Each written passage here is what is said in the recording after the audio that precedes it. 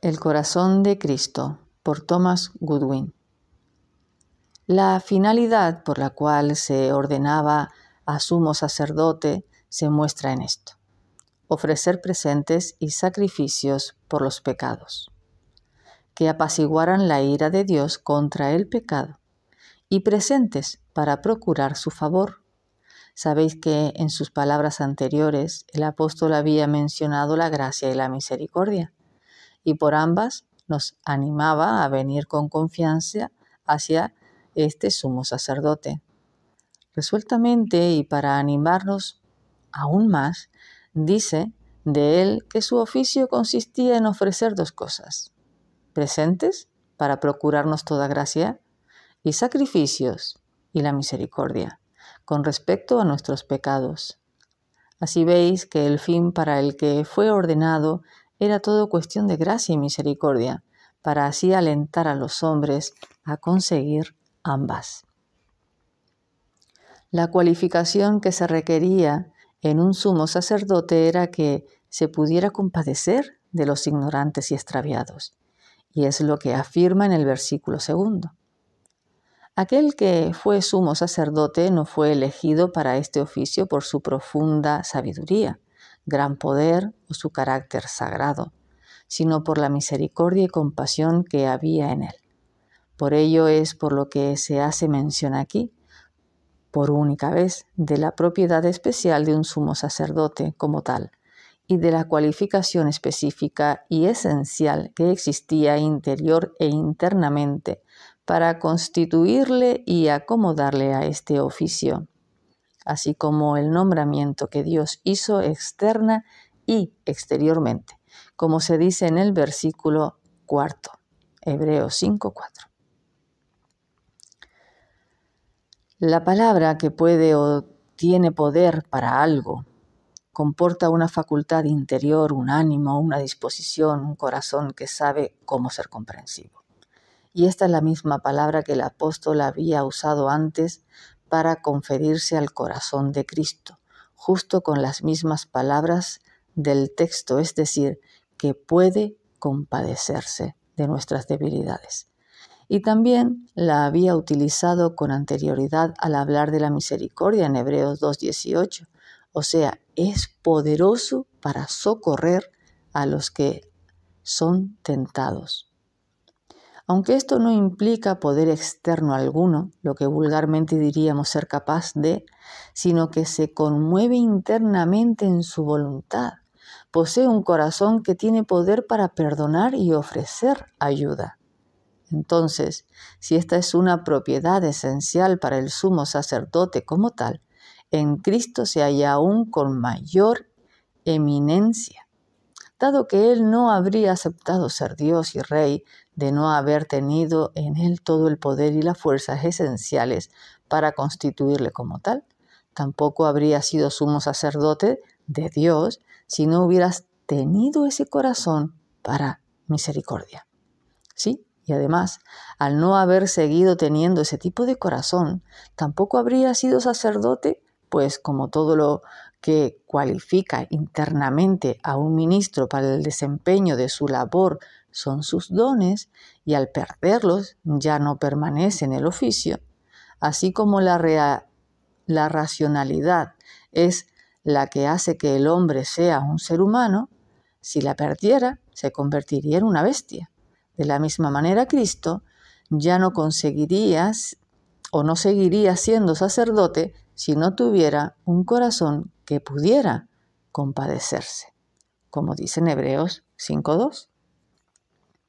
La palabra que traducimos compadecerse es extraordinariamente enfática y su fuerza notoria. Significa tener compasión de acuerdo con la medida y proporción de cada uno. En las palabras de mi texto, se dice de Cristo que puede compadecerse de nuestras debilidades, o bien que ha sufrido con nosotros en todos nuestros males, pues esta palabra que se usa aquí también implica un sufrimiento. Pero entonces algunas almas muy angustiadas podrían objetar: aunque tenga piedad de mí y me levante el ánimo, siendo mis miserias y pecados tan grandes, ¿los recibirá por completo y los pondrá en su corazón para apiadarse de mí a pesar de su magnitud?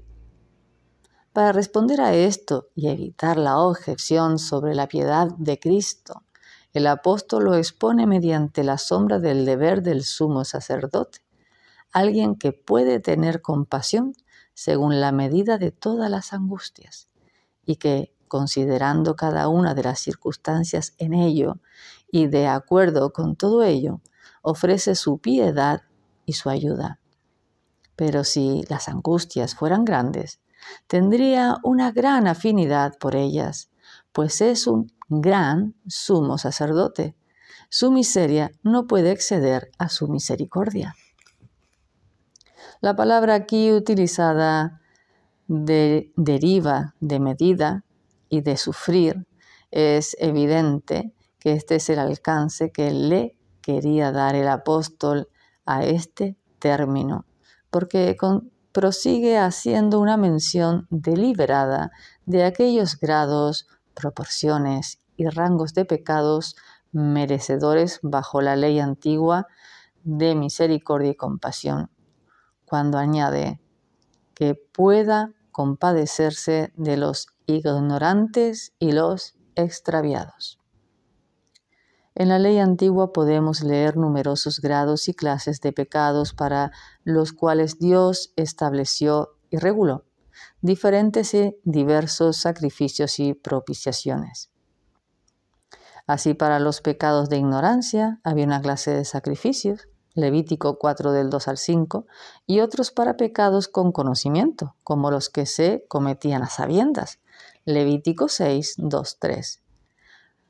Compárese con el versículo 6. Entonces, cuando cualquier pecador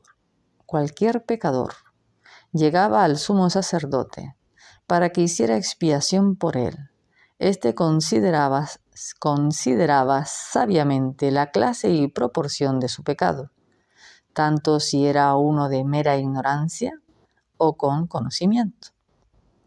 El sacrificio y su mediación eran proporcionales al mismo. Es decir, piedad de él según la medida, de acuerdo con su razón o discreción.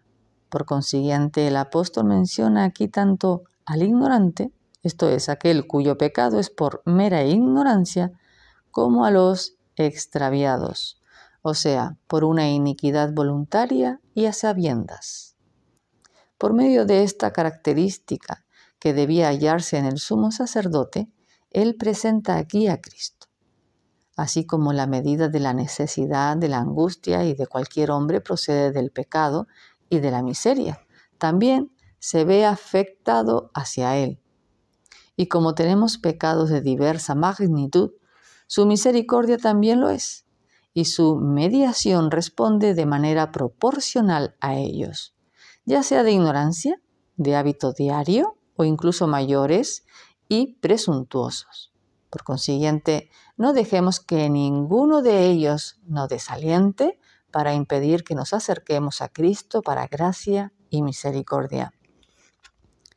Así pues, para concluir, esta es la cualificación de que disponía para su oficio, una compasión misericordiosa. Y la finalidad de su oficio consistía en ocuparse misericordiosamente de toda suerte de pecadores, de acuerdo con la proporción y la medida de sus pecados y miserias. De cada uno de ellos surgen estos corolarios que constituyen la demostración práctica a modo de conclusión. Que aunque él ya no ocupara este puesto, seguiría teniendo, no obstante, una disposición llena de gracia y con el poder para compadecerse. Que él no puede mostrar mayor fidelidad en el cumplimiento de este oficio, de acuerdo con la finalidad para la que fue nombrado, ya que hace gala de toda gracia y misericordia hacia quienes se acercan con ese fin a su trono de gracia.